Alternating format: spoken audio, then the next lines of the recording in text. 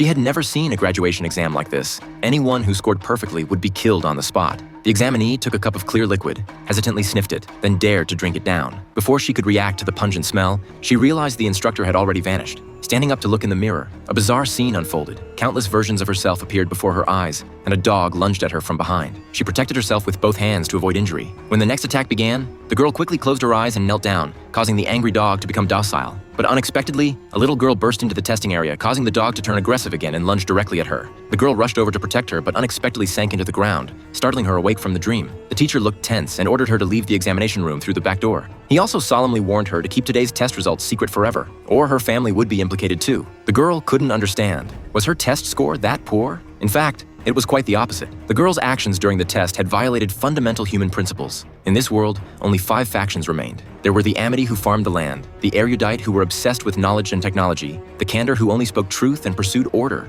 and a group called the Dauntless, known as the Fearless Ones. The girl was born into abnegation, who never sought pleasure and only knew how to help others. But during the test, the girl had simultaneously displayed characteristics of multiple factions. Such people were called divergents. They liked to raise all sorts of questions, making many people dissatisfied with their occupational status and thus causing chaos in the world. Such individuals would be eliminated immediately upon discovery. Strangely, the teacher didn't report her, but instead risked danger to help her leave. On her way home, she noticed many factionless people by the trash bins. These people possessed none of the 5 factions' traits, so they had no economic resources and became vagrants. The girl didn't dare tell her family the real test results. Those raised in abnegation typically inherited the family tradition and became the next generation of abnegation. Her parents naturally didn't suspect their daughter's false report. After the test results were announced, Annie went with her brother to choose their factions. All young people who qualified for graduation gathered together. The erudite, as always, presided over the graduation ceremony. To give young people more choices, they could freely select any of the 5 factions they preferred. But there was one condition. Once they chose a faction different from their birth faction, they would leave their parents forever and remain in the new place with their descendants for life. Faced with such a simple condition,